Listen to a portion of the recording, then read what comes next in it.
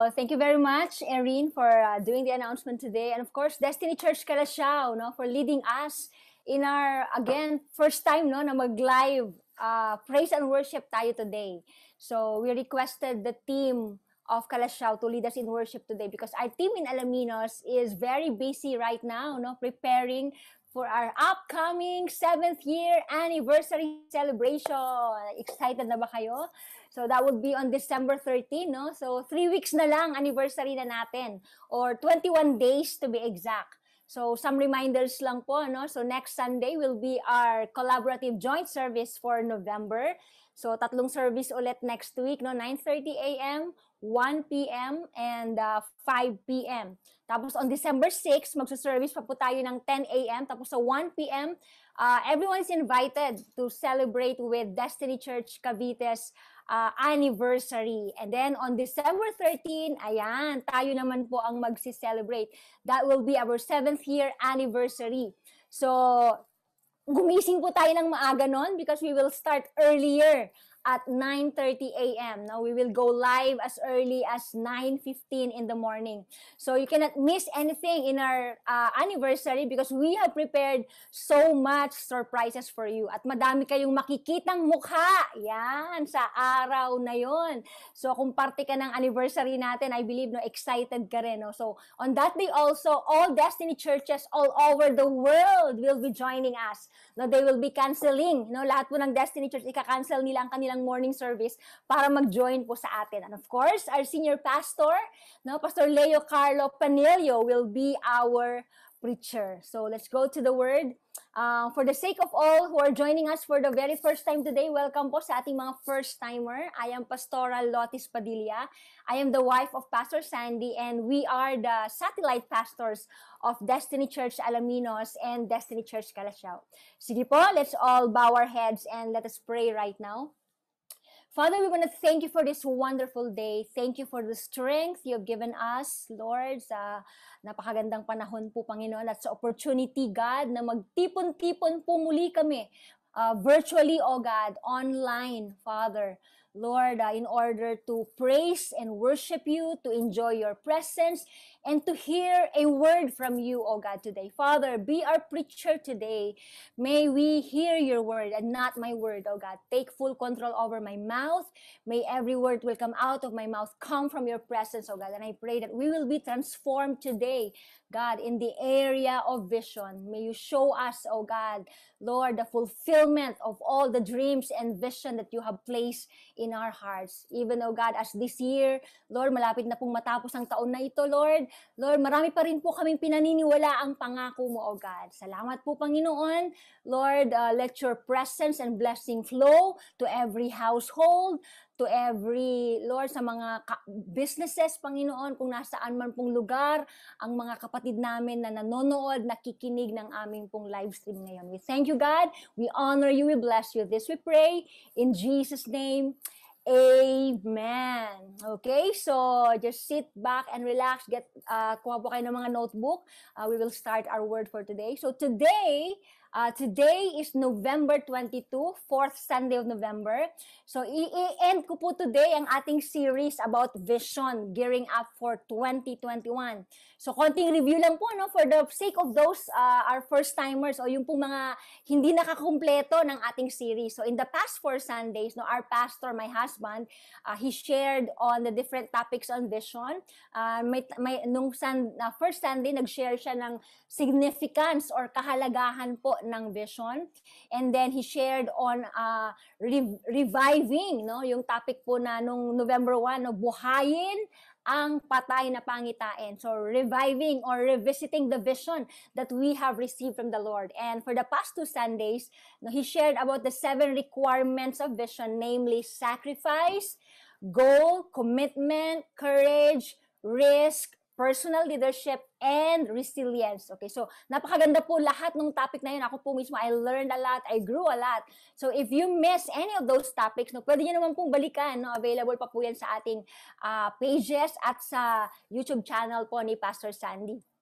Today, we will end this series with a topic that is everyone's concern. No? Alam ko, buong taon ay naging concern nating lahat ito. No? Naging concern ng bawat pamilya, negosyo, maging ng mga estudyante, no? At ng mga empleyado. Lalo na nung nag-pandemic, no? Nung nagkaroon po ng lockdown at quarantine. Alam ko, at one point, no? Lahat tayo napatanong sa area nito. No? Ito yung mga tanong siguro na tanong mo, paano na? No? Ako po, I would confess, at least 3 times maybe, no? This year, I worried about this area. Okay, so today, okay, flash natin yung ating title, part 5 of our vision series. We'll talk about vision for finances. Ayan, agree ba kayo? Tama ba? Naging concern nating lahat ito, no? Marami sa atin ang nag-worry dito, no? Lalo na kung nawalan ka ng trabaho, ayan, o kaya nabawasan yung ano mo, no? Marami kang day off, no? Marami mas sa mga empleyado, dumami ang day off nila ngayong taong na to. Nagsara ang negosyo mo or humina ang negosyo mo. No, sa mga estudyante naman, nawalan ng allowance dahil nga sa bahay, no, ang classes ngayon.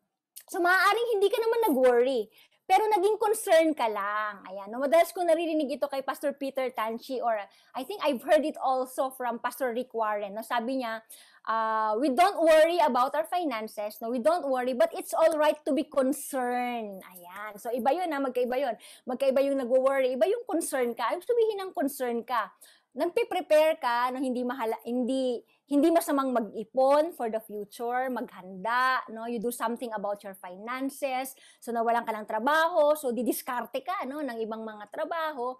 So tapos you're thinking of the future, but you are not worried. Okay, pero yun na nga, no? I want to confess, ako po, this is a confession to all of you. I want to confess with you that there is really one time that I really worried, no, about our finances. I think this was about on the month of August, no? Sabi nga nila, yung August daw, ano daw yan eh, no? Sa Pangasinan, may gawat, kwanda. Okay? Pero hindi dahil gawat that time, ano lang, inatak lang talaga ako ng worry, no? Meron yung gabing yun I was thinking about our payables, no? Yung mga overdue na bills namin, no? I was worried about the finances of the church, no? Because nagde-deficit ang finances ng church. Alam niyo ba, dumating sa point na I prayed this prayer, no? Sabi ko, Lord, sana dumating ka na. No? Sana end of the world na. No? Nag-pray talaga ako nun. Lord, kunin mo na kami. No? Bring us all home there in heaven para mawala ng lahat itong mga financial burdens na ito. And it was really a serious prayer. I was crying, no? Umiiyak ako nung pinagpipray ko, Lord, sana end of the world na. Sana paggising ko, nasa langit na ako para na matapos na yung mga worries na ito. Okay, to the point nga that last month, no, last month ba or September, I think, we sold our car, no, binenta po namin yung aming lumang kotse. We prayed about it. Actually, we think that it was a wise decision kasi nga hindi na masyado nagagamit yung kotse ngayon, no, nasisira lang, more than 8 years na yung kotse, more than an asset, it is actually becoming a liability already. So, we sold it. Actually, plano naming ibenta pero parang ang Lord na rin nag-intervene, biglang may nakakita, hindi kami nahirapan, nabenta agad, no, after 2 days, nabayaran din kami ng cash. So, we use actually major part of what yung napagbentahan namin doon to pay, no, yung aming mga overdue na bills. So, we are all concerned about our finances. This is the question. Okay, I have a question for you. How should we look at our finances? Now, we're talking about vision. Now, vision is what you see. Ngayon, paano ba natin dapat tignan ang pera? No? Do you know that our God is also concerned about our finances, no? As much as we are concerned about it also, ang Panginoon, concerned siya. Okay? Just to prove to you, no, there are literally hundreds of verses, no, in the Bible about money management. Okay, si Jesus, no, he spoke more about money, no, more than he did talk about heaven or hell. No? Mas na-discuss niya po ang patungkol sa pera kaysa sa pag-discuss niya patungkol sa langit at impyerno. Okay? Kalahati sa mga parables ni Jesus patungkol sa pera.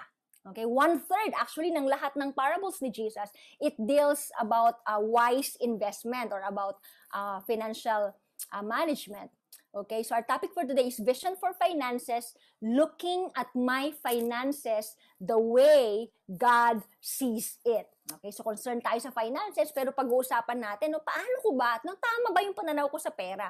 Tama ba yung pagtingin ko? Okay, so may vision ka patungkol, may plano ka patungkol sa pera mo, tama ba? No? Ito ba ay napapaloob sa kalooban ng Panginoon? Ito ba ay base sa sinasabi ng salita ng Diyos? Okay, so today we will look into God's Word, we will look into the Scriptures, and God will give us a vision for our finances, no? Bago matapos ang taong ito at bago magsimula ang bagong taon ng 2021. Okay, so today I have 4 points to share with you and on how God looks at our finances, on what the Word of God is telling us about finances, at dapat ma-align tayo doon, no? Kasi nga napakahalaga ng finances. Okay? Number 1, no? Simulan na po natin. Number 1. How do we look at our finances? How God look at our finances, or how the Scripture look at finances? Number 1, ito madalas natin itong naririnig eh. Money is a good slave, but a dangerous master. Ang pera, masarap na alipin, pero mapanganib na amo. Tama ba? Ang Tagalog ko ng master, amo, or a master. Alam niyo man yung master, okay? So what does it mean to have money as your master? Ibig sabihin na amo mo or boss mo, no? Ikaw na yung naging alipin. Sa halip na alipin mo yung pera, ikaw na ang naging alipin ng pera. Okay? Ito ibig sabihin ng alipin ka na ng pera. Puro pera na lang ba ang nasa isip mo? Yun. Ikaw ba yung tao na kung saan may pera, andun ka? Ha? No, mukhang pera, sinasabi natin. Okay, lahat ng lumalabas sa bibig mo, pera. Kasi yun din ang laman ng puso at isip mo. Ang palagi mong tanong, magkano ang kikitain dyan? Ayan. Kung walang kikitain, you will not commit or you will not volunteer, no? Pag may mga invitations for volunteer work, pag walang sweldo, no? Hindi ka nagvo-volunteer, hindi ka na nagko-commit kasi nga puro pera ang hanap mo. Wala namang kikitain dyan, wala naman akong papalain dyan, no? Pati mga tao, ang tingin mo, mapagkakakitaan, no? Ano ibig sabihin nun? No? Pag wala kang mapapakinabangan sa isang tao, hindi ka na nagbi-build ng relationship. No, feeling mo, nagsasayang ka lang ng oras, no? Pag wala kang kikitain sa oras mo sa isang tao. Okay, ikaw ba yun? No, pag wala kang makukuha sa isang tao, hindi mo na pinapahalagahan. You are a slave of money. You are controlled by money and your actions are controlled by money. Ito pa, no? Your relationships are controlled by money. Ito pa, paano malalaman? Wala ka ng time kay Lord. No, you have no time for the Lord. Wala ka na, no, dahil sa pera, dahil sa paghahanap buhay, kakaisip sa pera, wala ka ng time sa family mo, wala ka ng time sa asawa mo, wala ka ng time sa anak, wala ka ng time mag-serve kay Lord. Wala ka ng time mag-build ng relationship sa ibang tao. No, dahil lahat ng oras mo, all of your time is consumed by earning money. No, pag ganito na kapatid ang sitwasyon mo, nako, ingat-ingat na, no, warning. Nagiging alipin ka na ng pera. Okay, actually in 1 Timothy chapter 6 verse 10, no, this is a very familiar verse na magandang ma-remind tayo, no, when it comes to money. Sabi sa NIV, for the love of money. Okay, lilinawin ko, hindi po yung pera. No, sabi diyan, is a root of all kinds of evil. So lilinawin ko, hindi po yung pera. Hindi masama yung pera, pero ang masama, yung pagmamahal sa pera. No? Yung puso mo nasa pera na. For the love of money is a root of all kinds of evil. Some people eager for money have wandered from the faith. Grabe, no? Kristiyano, pero dahil no, yung puso nasa pera na, no, nawala na daw sa pananampalataya, ito yung malungkot. And pierced themselves with many griefs. No, tingnan po natin sa TLB or Living Bible. Ito po kasi yung version na ginagamit ko ngayon sa aking daily devotion. Sabi diyan, for the love of money, no, ang ibig sabihin pala yung root of all kinds of evil, it is the first step toward all kinds of sin. So yun na, pag yung puso mo, no, naging alipin ka na ng pera, diyan na magsisimula.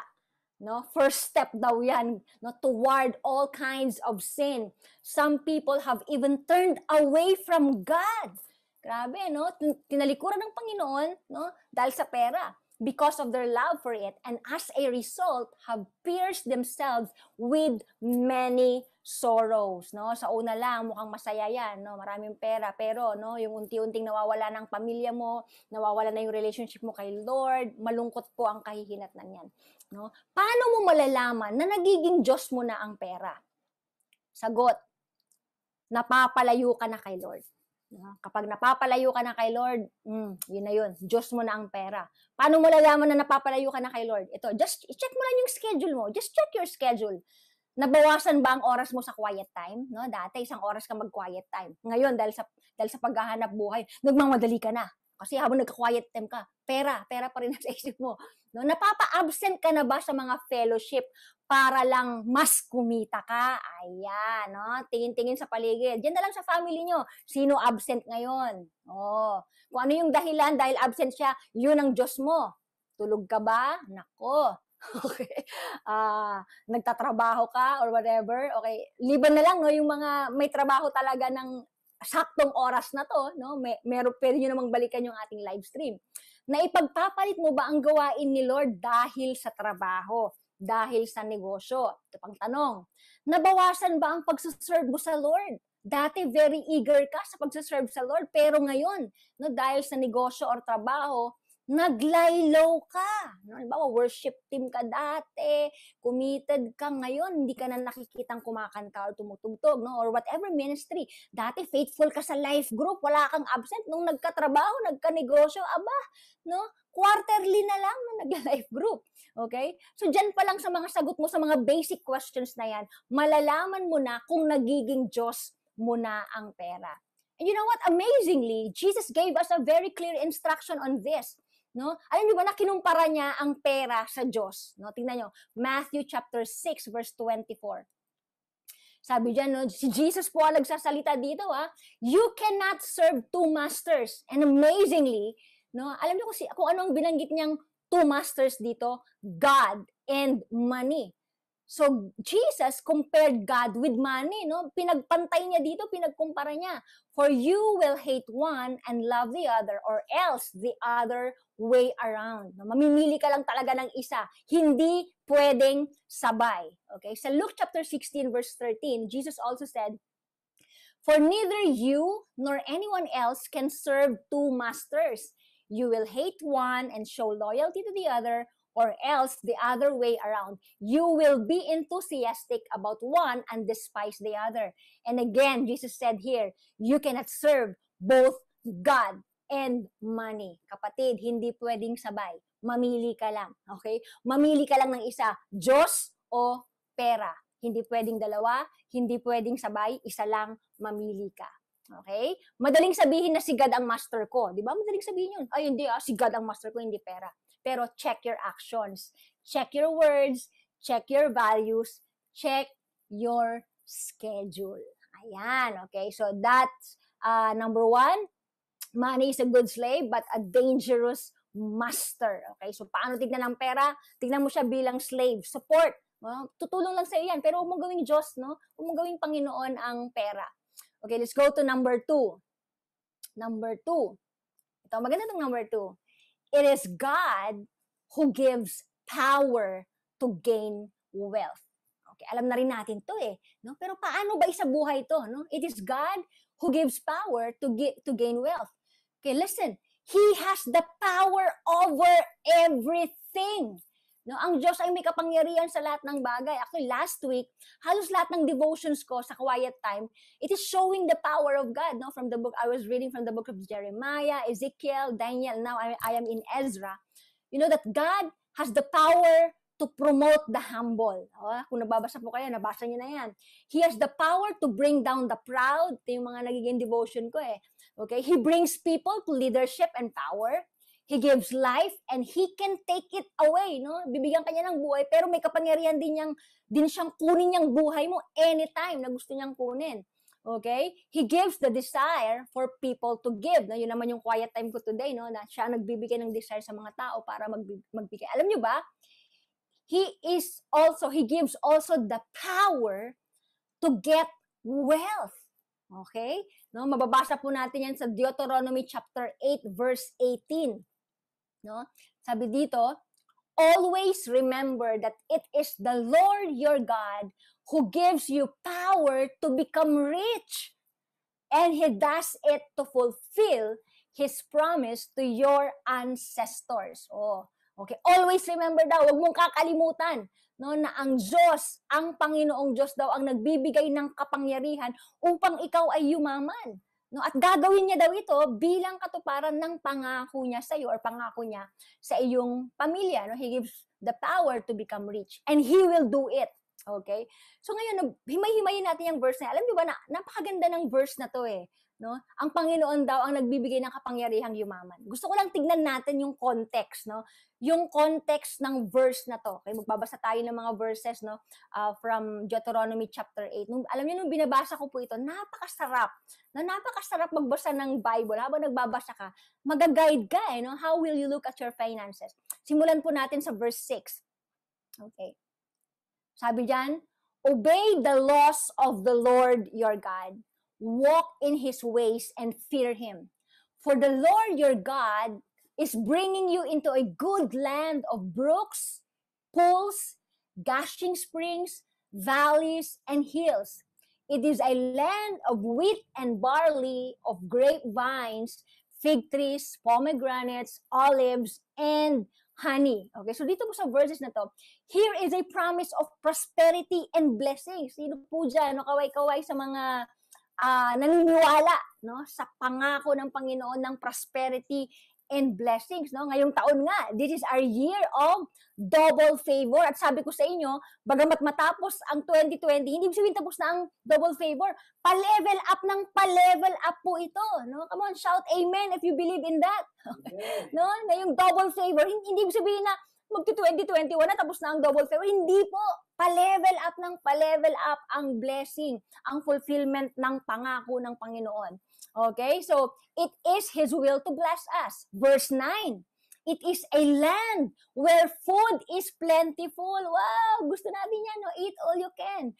And nothing is lacking. It is a land where iron is as common as stone and copper is abundant in the hills. When you have eaten your fill, ito, no? Pag daw naranasan mo na yung blessing ng Lord, bless the Lord your God for the good land He has given you. Hinighlight ko po yung He has given you. Sino ang nagbigay? Ang Panginoon. Okay? Tapos sabi sa verse 11, ito na, simula na po ito ng mga warning. But that is the time to be careful. No, kapag feeling mo, uy, blessed na ako, ito na yung pinangarap ko, ito na yung matagal kong inaantay. No, nakakain mo yung gusto mong kainin, nabibili mo yung damit na gusto mong bilhin, you have your dream house, dream car, sabi niya, no, that is the time to be careful. Beware that in your plenty, you don't forget the Lord your God and begin to disobey Him. For when you have become full and prosperous, okay, listen, this will happen. I believe with all my heart. Mangyayari po itong blessings na ito, kaya nga makinig tayo, no? And you have built fine homes to live in, and when your flocks and herds have become very large, and your silver and gold have multiplied, that is the time to watch out, that you don't become proud and forget the Lord your God who brought you. Si Lord, sino daw ang nagpalaya sa iyo mula sa pagkaalipin, mula sa kahirapan? Ang Panginoon, no? He brought you out of slavery in the land of Egypt. Beware that you don't forget the God who led you through the great and terrible wilderness with the dangerous snakes and scorpions where it was so hot and dry. He gave you water from the rock. Verse 16, He fed you with manna in the wilderness. Ito yung, parang alalahanin mo yung time, no, na mana lang kinakain mo. Ano yung sabihin ng mana? Pare-parehas, no? Alam mo yung, sino ba dito yung puro ka pandesal? Pandesal na walang palaman. Parang gano'n, no? Kanin na ang ulam mo ay mantika. Ano pa ba yung mga masarap na ulam sa kanin? Toyo. Okay. Naranasan namin lahat yan bagoong. Okay.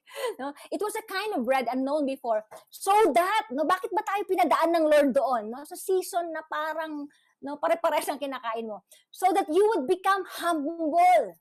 So that your trust in Him would grow. And He could do you good. Verse 17. He did it so that you would never feel that it was your own power and might that made you wealthy. Ayaw kasi ng Lord yun eh.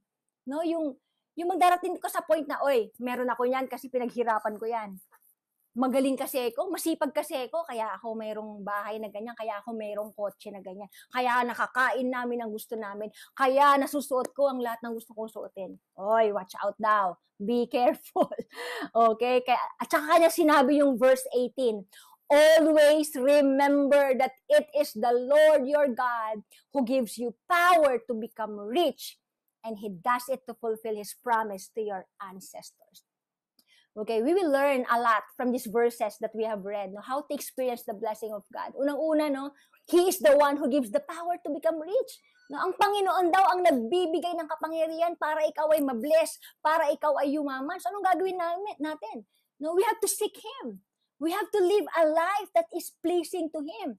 We have to seek His favor, no? Yung pabor niya ang hihilingin natin, ang hahanapin natin, no? Okay lang 'yon na hanapin mo ang pabor ng boss mo, hanapin mo ang pabor, no, ng employer mo, pero no, unang-una sa lahat ang isisik natin ang pabor ng Panginoon because it is He who gives the power to become rich, no? So we have to trust His promise. Ito pa, pag dumating na yung blessing, kailangan maging careful tayo.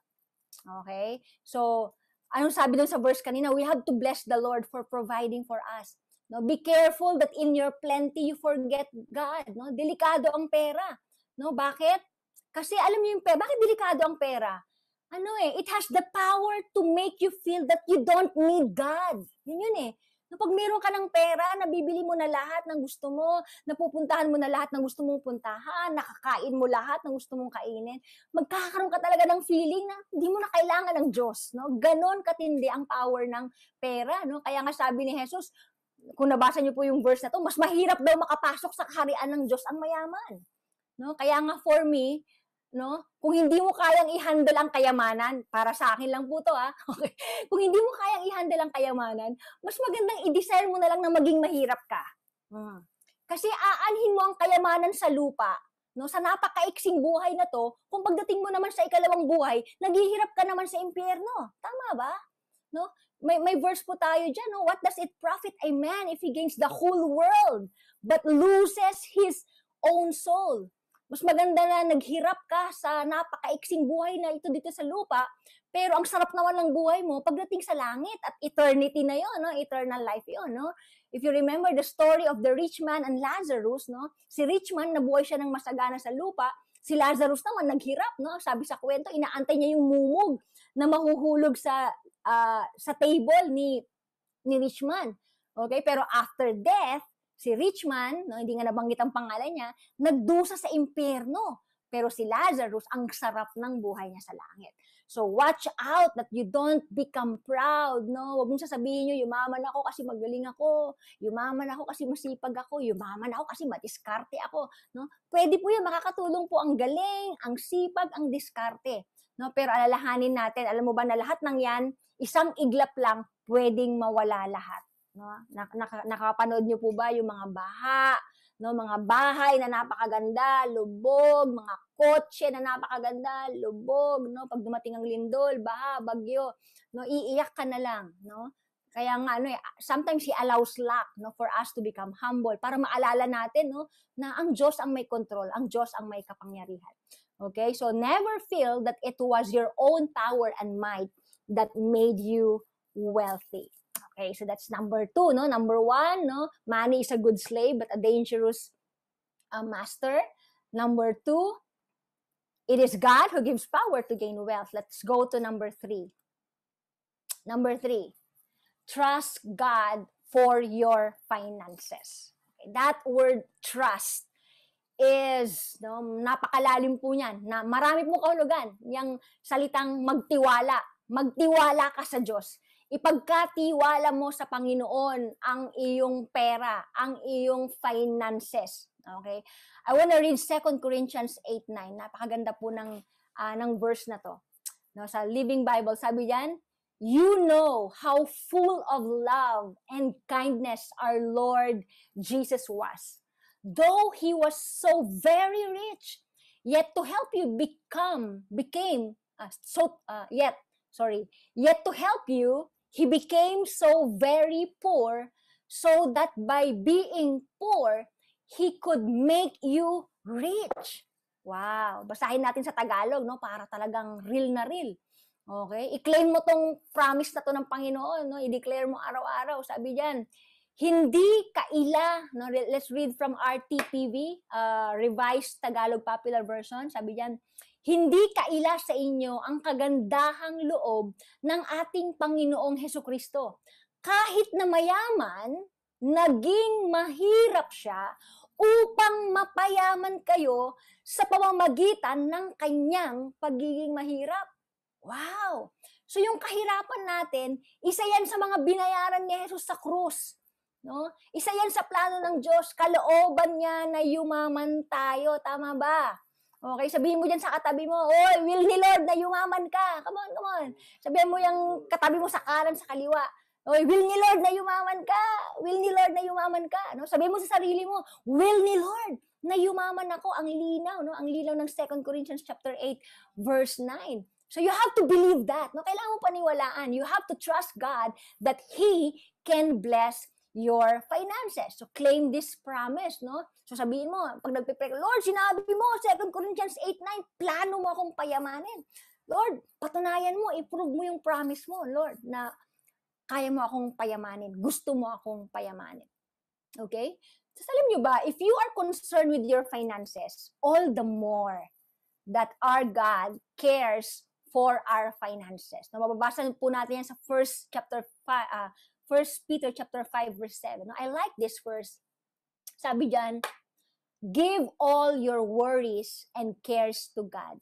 Why? Because He cares about you. Yan, lahat ng worries mo, lahat ng alalahanin mo, lahat ng pinagkakaaburiduhan mo. Okay. Ibigay mo, alalahanin, lahat ng alalahanin mo. Ibigay mo sa Panginoon. Ibigay mo sa Kanya lahat. No? I believe, alam niyo ba, yung kinikwento ko sa inyo that night that I cried, yung gabing yun, I was lying in bed, I was worried about our finances, no, our family finances, our church finances. I believe, no, that night that I cried to God for our finances, I gave Him all my cares and worries. I believe, no, nung umiyak po ako nung gabing yun, na-touch po ang heart ng Panginoon. Okay, so pag nagwo-worry ka, ito yun huwag kang takbo agad sa Bombay, sa 5-6, sa London. Alam niyo ba yung London? Narinig ko lang din po yan sa mga mahilig mag-loan. Dito, London. Okay? So, huwag agad-agad din ang naisip mo. No? Go to God. Sabi nga dyan give all your worries and cares to God. Why? He cares for you. I mean, ano pang mas mahigit na ang Diyos? No, ang Diyos na may likha ng langit at lupa ay nag-aalala para sa iyo. No, He cares about you. Okay? So, alam niyo ba nangyari yung So, because I trusted Him to provide for us, He made a way. Okay? So, yung sabi ko kanina, we were already thinking of selling our car, but we don't have the courage to do it. Parang kami lang nakakaalam, no? Wala nga nakakaalam na plano namin ibenta. Kasi nga, napakababa kasi ng value niya nung pina-check namin sa kasa, no? Mahirap magbenta pag walang buyer. Pero yung even before we said it, no, He provided a buyer, tapos yung value niya na doble, no? Nung binenta namin, na doble yung value niya sa expected value, and we were able to pay all our overdue bills. And yun nga, ito pa, ang sumunod na nangyari, 4 weeks ago, the Lord opened a new door where we can earn additional income, no? Yung savings account po namin ni Pastor Sandy ngayon, ano ba siya? 0. May laman ba? May laman daw, may laman. 4 digit. 4 digit siya, no? Okay.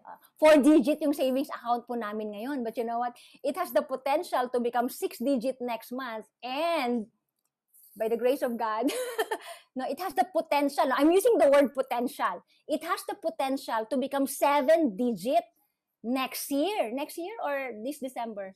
December daw. Amen. I claim it. I believe. Okay, lahat ng mga naniniwala dyan nakasabay ko, isigaw mo, no? Mag-amen ka, mag-shout out ka. Mag-shout out. Okay. Sumigaw ka. Okay, yan. At mag-comment ka dyan. Amen, ako din. No? Potential millionaire. Okay? So, bakit ko ginagamit yung word na potential? Okay, yun nga I have entrusted my finances to God. Ito yung prayer ko. Sabi ko, if this is from you, if this open door is from you, it shall prosper. If not, sabi ko, then by all means, stop it. Yun ang prayer ko. Kung ang open door na to, Lord, ay galing sa'yo, no, pasaganain mo pa siya. No, let it prosper. Pero pag hindi galing sa'yo, no, by all means, Lord, stop it.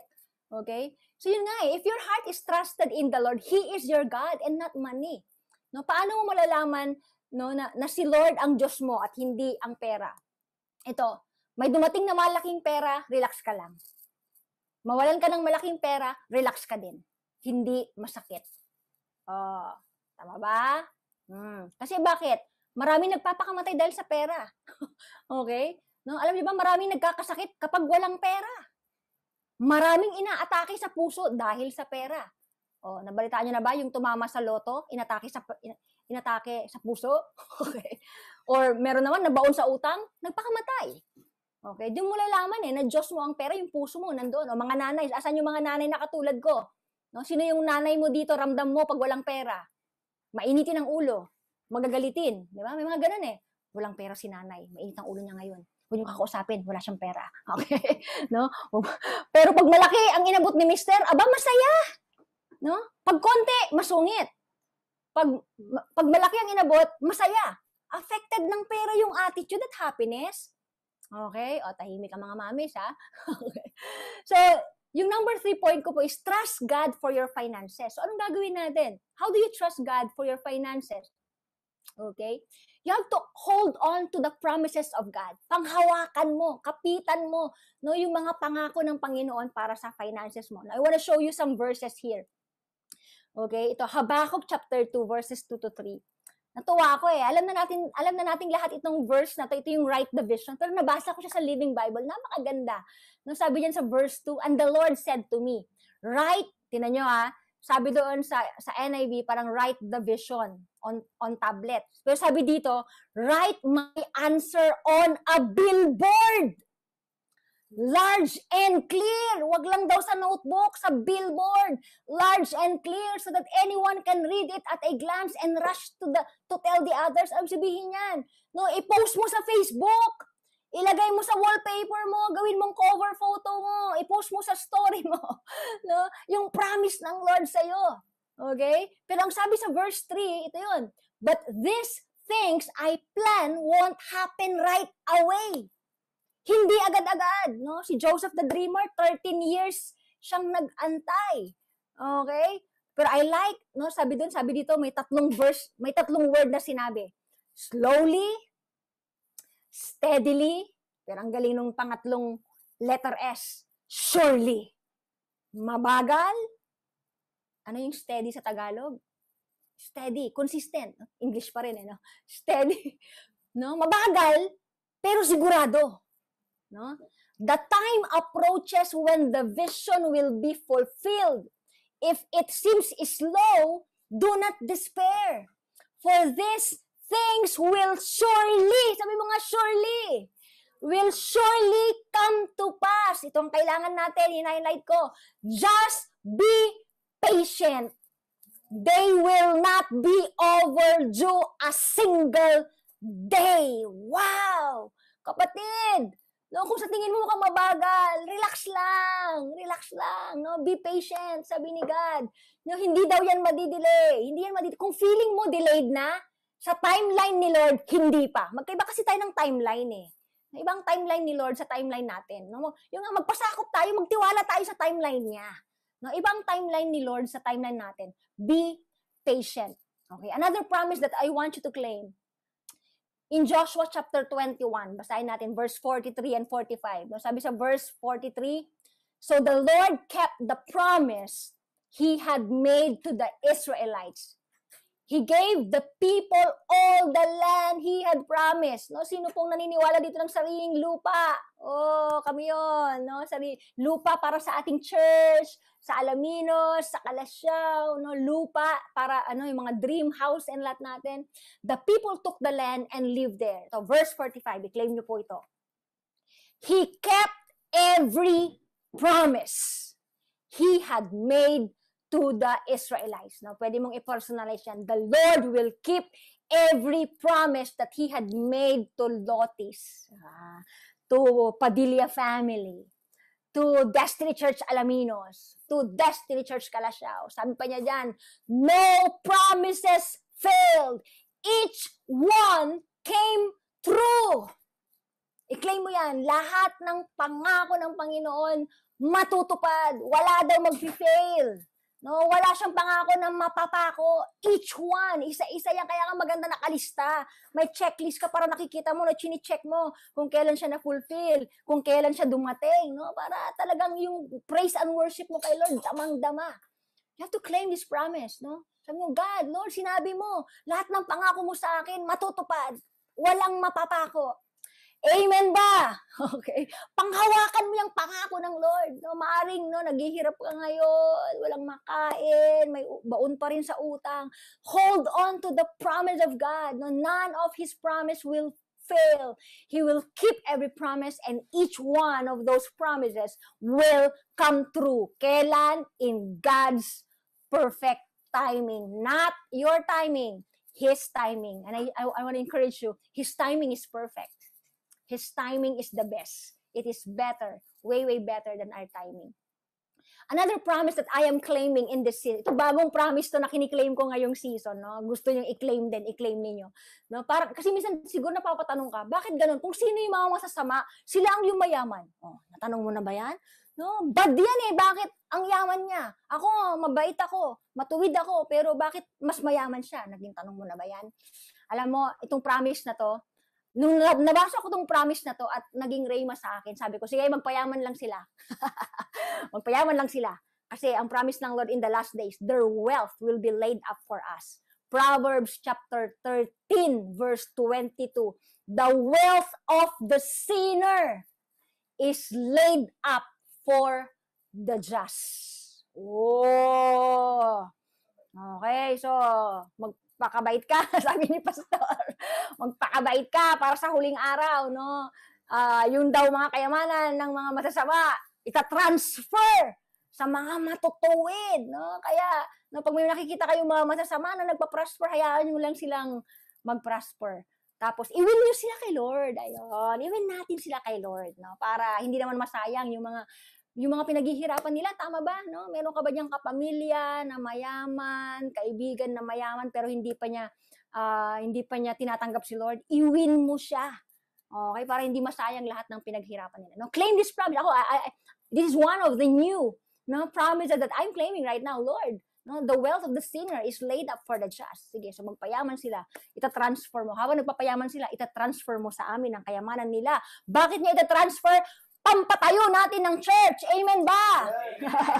Pampatayo natin ng church by 2025. Magiging milyonaryo tayo. Bakit? Kasi magpapatayo tayo ng church. Amen. Okay, so that's number 3. Number 4, let's go to the last.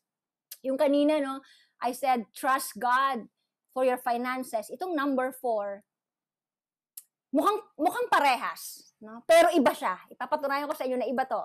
Okay, yung kanina magtiwala ka, ipagkatiwala mo sa Panginoon ng finances mo. Number 4 is honor God in your finances. Parangalan mo siya sa iyong kayamanan. This is how we make God our master. Ito na yon. No, dito na muna ipapakita na ang Diyos talaga ang master mo at hindi pera. How? By honoring Him with your finances. Okay, and I want to share with you, siguro hindi ko na babasahin lahat ng verse, no, but I place here Malakay chapter 3. Alam nyo na, no? Malakay, alam ko na yan. No? Yung iba nga, ang basa nila sa Malakay, malaki. No? Malaki daw. Bakit malaki? 10%. Okay? Sige, basahin na lang natin, no? Kasi baka yung iba, first time yung marinig tong verses na to. Let's read from verse 8. Ito kasi verse 8, nakakatakot eh.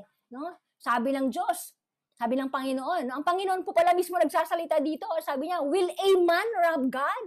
Grabe. No? Nanakawan ba ng tao ang Diyos? Sabi, surely not.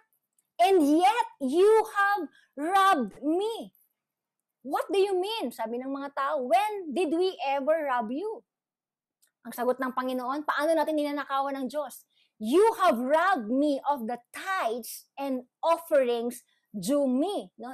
Sinasabi ng verse na to, if we are not giving our tithes, no, and offerings, ninanakawan daw natin ng Diyos. Oh, may magnanakaw po bang papasok sa langit? Ang sagot niyo dyan. Tingin niyo, may magnanakaw bang papasok sa langit? Wala. Pero matindi to, no? 'Di ba? Yung nakakahiya kapag nalaman na nagnakaw, nangupit sa wallet ni nanay, 'di ba? Nakakahiya 'yon. O kaya nagnakaw ka sa grocery, no? Tapos napicturean ka, pinost yung mukha mo doon na shoplifter. Nakakahiya 'yun, 'di ba? Pero ano pang mas nakakahiya sa nakawan ang Diyos? Grabe pala itong tithes and offerings. Hindi lang grocery ninakawan mo. Hindi lang mall, hindi lang yung wallet ng nanay mo. Grabe. Diyos! No, kumbaga yung bangko ng langit ang ninakawan mo, no, if you're holding on to your tithes and offerings. Okay? And verse 9, ito yung result, no? If you are robbing God, your tithes and offerings. And so, the awesome, grabe, meron palang awesome curse. Anong gusto mo, no? Awesome curse or awesome blessing? And so, the awesome curse of God is cursing you. No, grabe. Kapag nagnakaw ka sa mall, ipapahiya ka ng mall. Pero grabe, kapag ang Diyos ang ninakawan mo, no, grabe, curse of God. It is God Himself. No, the curse will come from God Himself. For your whole nation has been robbing me. Verse 10, 11 and 12. Sabi dyan sa verse 10, bring all. Sabihin nyo nga po, all. Yan. No? Dito dapat nyo sabihin yung sana all.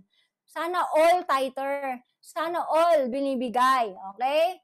Huwag lang sa ginagamit yung sana all sa blessing. Ito rin sa giving din. Gamitin natin yung sana all. No, hindi siya sinabing bring some. No, sabi, oy, nag-tithes na ako O, pero ang tanong, 10% nga ba talaga 'yon? Or 10% lang nung natira matapos kang mag-shopping, matapos kang mag-grocery, tapos yung tira, yun yung tinightsan mo. Mamaya may isang verse po tayo pag-uusapan. Sabi niyan, bring all the tithes into the storehouse. No? Storehouse, saan ang storehouse? No? Sa ating pong center, mamaya ipa-flash natin yung account ng storehouse natin. No? So that there will be food enough in my temple. Ito, ang ganda ng promise. No? Ito yung promise sa pangako ng giving your tithes and offerings. If you do, ang Diyos po nagsasalita dito. Ang Diyos, sabi niya, I will open up the windows of heaven for you and pour out a blessing so great you won't have room enough to take it in. Wow, gusto mong maranasan yan, no? Yung bang nagdeposito ka ng pera mo sa bangko, kailangan mo mag-open ulit sa kabila kasi na-reach mo na yung maximum na, ang tawag doon, honey? Maximum ng, yung sa PDIC, I forgot the term, na insured, tama ba? Do you say insured, no? Na-reach mo na yung maximum insured by PDIC, no? So kailangan mag-open up sa BPI, sa PNB, sa BDO, sa Metrobank, RCBC, Union Bank, Maybank, hanggang sa lahat ng bangko, meron ka ng account. Okay? So yun yung ibig sabihin, no? So hindi lang sa pera, ibig sabihin ng no room enough to take it in. No, yung aparador mo umaapaw na, no, parang ako ngayon, no, nag-iipon talaga ako ng mga nung mga hindi nakasya sa aparador, mamimigay tayo ngayong Pasko, no, yung ref mo hindi nakasya, yung mga frozen, no, yung mga pagkain umaapaw na sila. Okay? Ano sabi ng Panginoon? Try it. Try mo lang. Di ba? Naghihirap ka, nag-struggle ka sa finances, sabi ng Lord, try it. Let me prove it to you. Your crops will be large, for I will guard them from insects and plagues. No, poprotektahan ng Panginoon, no, yung pananim mo, yung finances mo. Marami po tayong patotoo dito, no, like si Kapitan, naalala ko, no, ano ba yun, nagbibilag sila, andyan na ang paparating ng malakas na ulan. Grabe, pag-aabutan ng ulan yung kanyang palay, sayang. Ano yung nangyari? Umulan sa buong barangay, pero doon sa pinagbilagan niya, hindi. No? Alam mo, ang itim ng araw doon, nagla-life group pa nga ako nung time na yun sa San Vicente. Ang lakas ng ulan talaga, hindi kami magkarinigan. Pero no, doon sa area ng pinagbilagan niya, hindi umulan. No, yung tipong bumagyo, lahat ng palay, bumagsak, nasira, pero pinrotektahan ng Lord yung palay mo, no? Parang hindi dinaanan ng bagyo. Okay? Ano yun, honey? Oo, nangyari din kay Kapitan yun. Okay? Nangyari din yun. Okay? I remember nung bagyong Cosme, no? Yung nga, nagbabagsakan ng mga puno, mga century-old na mangga, no? Bumagsak. Kalain mo yung papaya. Alam mo yung papaya, hindi matibay, di ba? Yung payat na papaya sa likod ng bahay namin, nakatayo pa rin. Grabe, no? Paano nangyari yun? Century old na mangga, bumagsak, pero yung papaya, nakatayo. Okay. Di mo papatunayan eh. Yung protection ng Panginoon sa'yo. Na ang Diyos mismo, ang gagwardya, no, sa mga sources of income mo. Okay? So, sabi diyan, your grapes won't shrivel away before they ripen, says the Lord Almighty. And verse 12, all nations. Oh, kung feeling mo, blessed ka na. Hindi pa yan ang blessing ng Lord kasi ang totoong blessing ng Lord, nung magiging blessing ka sa lahat ng bansa. For you will be a land sparkling with happiness. These are the promises of the Lord Almighty. We honor God by giving our full tithes and offerings. I always believe, listen, I always believe that giving is an expression of love. Mahirap magbigay sa taong hindi mo mahal. Tama ba? Isipin mo na lang, no? Pag may birthday, pag hindi mo mahal yung may birthday, hindi mo paghahandaan yung gift mo sa kanya eh. Diba? Pero pag yung may birthday, mahal na mahal mo, grabe, no? Hindi mo natitignan ng presyo. No? Like ako, feel ko ang love ng asawa ko eh, no? Kasi nung time na nag-birthday po ako, walang-wala po kami, no? Like, so ako masaya na ako na sama-sama kaming pamilya. No, pero grabe, niregaluhan niya ako ng Baby G, tapos niregaluhan niya ako ng AirPods Pro. Grabe, no? Yung mga, yung mga leaders ng Kalasyawang Alaminos, feel na feel namin ang love niyo. Kasi niregaluhan kami ng, itong ginagamit po namin na executive chair, no? Dalawa na po siya, no? Niregalo po ng leaders yan. No? Yung meron po kaming living home showcase, kitchen showcase, no? At ang dami pong blessing, no? Feel na feel mo ang love, no? Kasi nga, hindi ka nag-aalangan. Ako nga, iniisip ko, mapapatanong ka minsan magkano to? Pero sasabihin na nagbigay sa'yo, never mind. Kasi mahal kita, kaya willing akong ibigay kahit mahal. Okay? Di ba? Pag mahal mo, masarap magbigay. And, ganun din sa Lord. Giving is an expression of your love for God. Bakit hirap kang magbigay kay Lord? Bakit hirap mong bitawan yung tithes na nga lang eh? No, tingnan niyo yung 10%. Pag sa sale, sinabi 10% off, naliliitan ka. Di ba? Dapat 50% off. Pero pag sa tithes, 10% lang, nalalakihan ka. Bakit ganun? Okay. So, pag hirap ka pa rin ibigay yung 10% mo, okay, it shows how little you love God. Okay, kami ni Pastor, no, nag-i-increase po kami ng giving every year. Today, sa Destiny Alaminos, we're giving 61%, sa Kalasyaw, 31%, and our goal is to add 1% every year hanggang sa dumating sa point na we can give 100% because that is how we love God. No? We give all to God. Okay? Proverbs chapter 3, verse 9. This is our last verse, and then we will pray. Sabi dyan, honor the Lord with your wealth, with the first fruits of all your crops. Okay, nabanggit po yung first fruit dito. Ni-research po ng aking asawa ito, tapos shinare niya sa akin. Ang ibig sabihin pala ng first fruit, ito yun yung pagtanggap mo ng income mo, bago ka gumastos, no? Bago ka bills mo, ang unang-una mong ibibigay, yung para sa Lord. Yun. First fruit. Okay?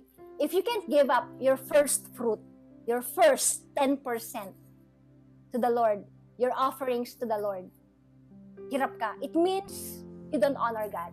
Yun lang po. I mean, that is a word from God. No? Minsan, chine-check namin mga leaders nakabili na ng kung ano-ano nang binayaran. Tanong, nakapag-tithes ka na ba? So pag hindi mo unahin yon, it means you don't honor God. Now, if you cannot set aside your 10% to God, it means you don't honor Him. You are not trusting Him that He is the source of that blessing. And you are not trusting Him that He is able to provide for you, for your future provision. No, marami ka nang ginastos, binili at binayaran, pero di mo pa naibigay yung tithes and offerings mo. You don't really honor God. We have to honor God. Amen po. I want to invite you all to pray right now. It's just meditate God's word. God's plan for you is to prosper you. Yun nga po, binanggit ko kanina. I mentioned it. Jesus died on the cross. He lived a poor life so He could make you rich. Plano ng Lord na payamanin ka. Plano ng Lord na i-bless ka. Lahat ng pangako ng Lord na tinanggap mo ngayong taon, may plano siyang tuparin yon isa-isa in His perfect time. Believe it. Trust Him to fulfill all His promise. But at the same time, we have to honor Him. How do we honor Him? We give unto Him what is due. What is due Him. Kung ano yung dapat sa Kanya. And right now, I also want to minister to some of you. Maybe you are struggling in your finances right now. And maybe you're saying, faithful naman ako. Faithful naman ako. And maybe you know, I tell God, that to God sometimes. Lord, faithful naman kami. Na during those times that we're struggling in finances, Lord, faithful naman kami. Pero bakit hindi pa namin nararanasan ang fullness ng blessing mo? Ang sagot ng Lord, just be patient, anak. Just be patient.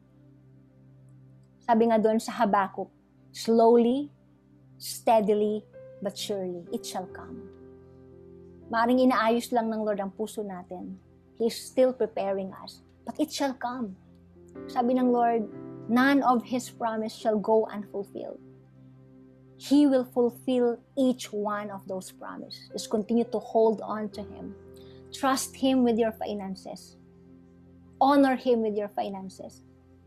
Maaring yung bank account mo ngayon, walang laman, 0. Trust God. Trust God. Magtiwala ka sa Kanya.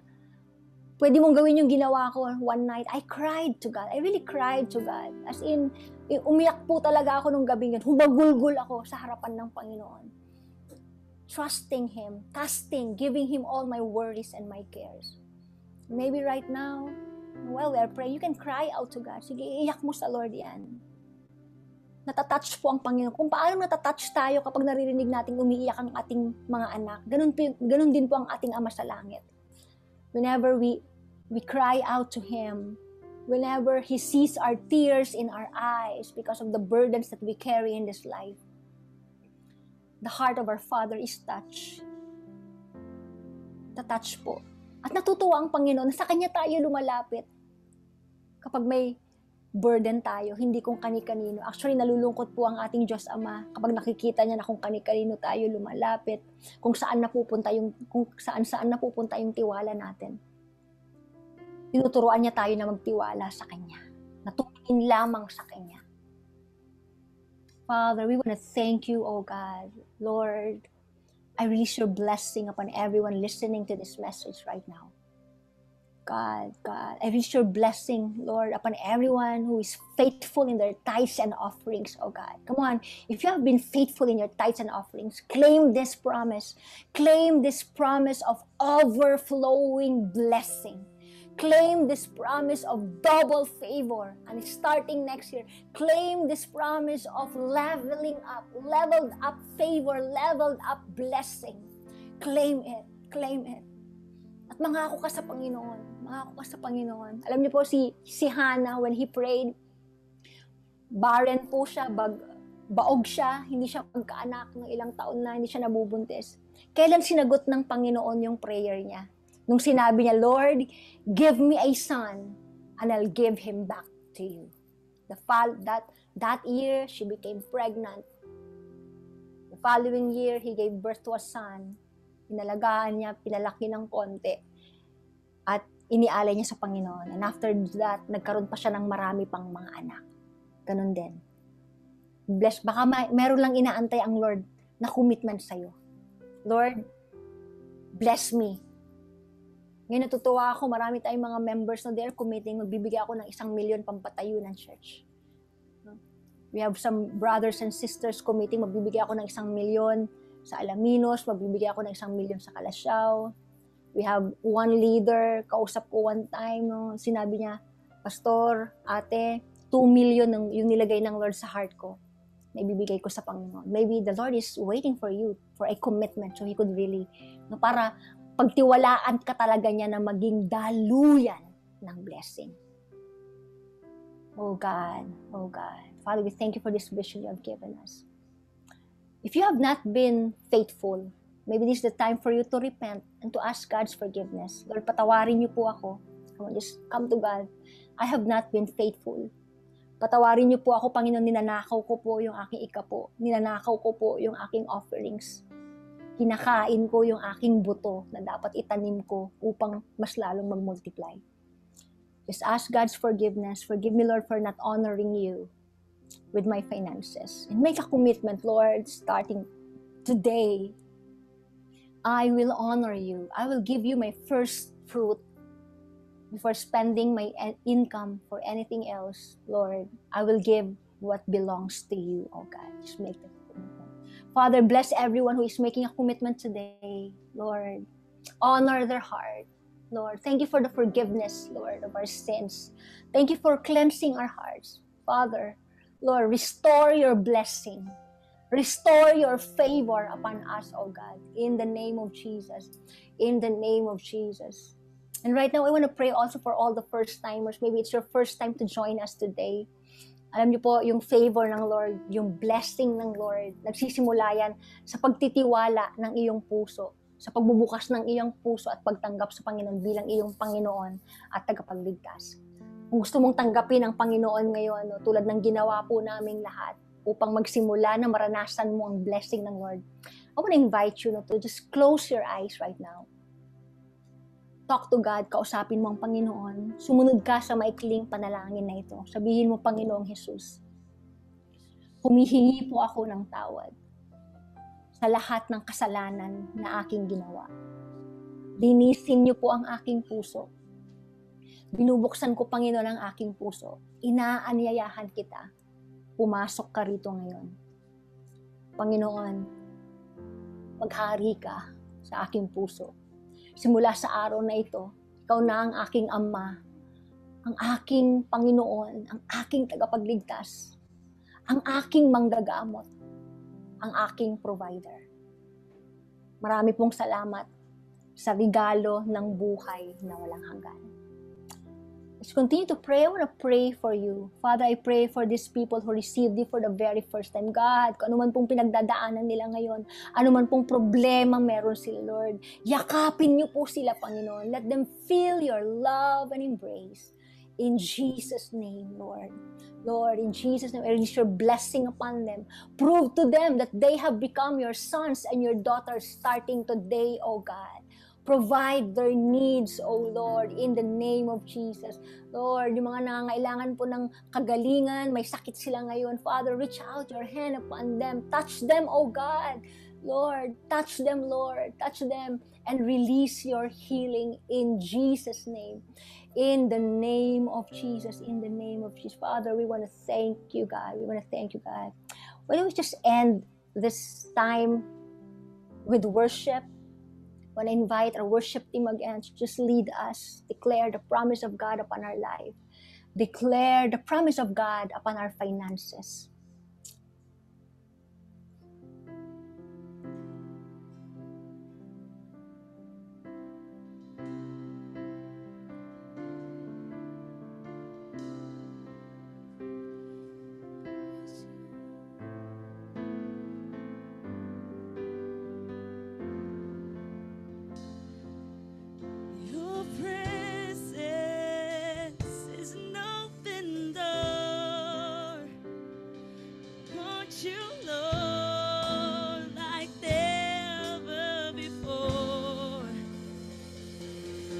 Your presence is an open door.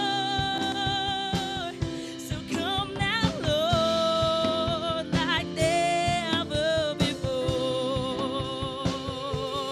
Oh, oh, oh, oh, oh. Come on, declare this. I know.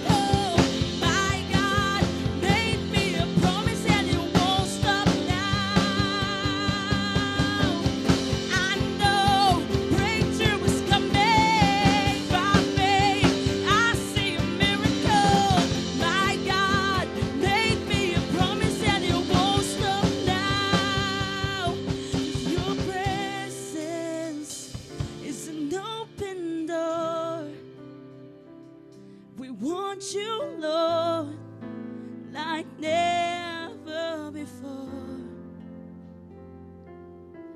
Your presence is an open door. So come now, Lord, like never before. So come now, Lord, like never before. Yes, Lord. That song is a very prophetic word. I know breakthrough is coming. By faith, I'll see a miracle. Come on. You need a miracle in your finances. You need a miracle in your business. You need a miracle in your job, in your work. You need a miracle in your academics. Declare it. I know breakthrough is coming. By faith, I'll see a miracle. My God made me a promise and it won't stop now. Now is the time to believe God. He declared it. This year, 2020, is a year of double favor. Kapatid, hindi pa tapos ang taon na ito. Yung iba nakaranas na, yung iba nagsisimula ng makaranas. Kapatid, hindi mo pa ito nararanasan. Just hold on. It won't stop now. It won't stop now. Hindi ito titigil. Just claim His promise. Claim your breakthrough. 40 days pa. May 40 days pa ang taong ito.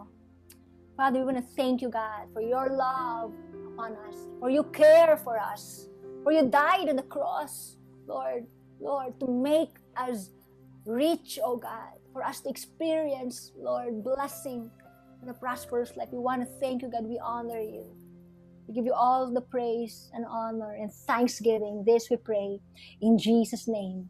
Amen and amen. Palakpakan po natin ang Panginoon. Praise God. Thank you for joining us. So right now, don't leave us. We'll have a short time of processing sa church, no? That is where you could transfer, deposit your tithes and offerings. Kung wala naman po kayong chance to go to the bank or wala kayong online banking, you can drop by our center dito po sa Alaminos and our church in Calasiao. You can bring your tithes and offerings so that we could experience the overflowing blessing of God. Sige po. God bless you and see you later.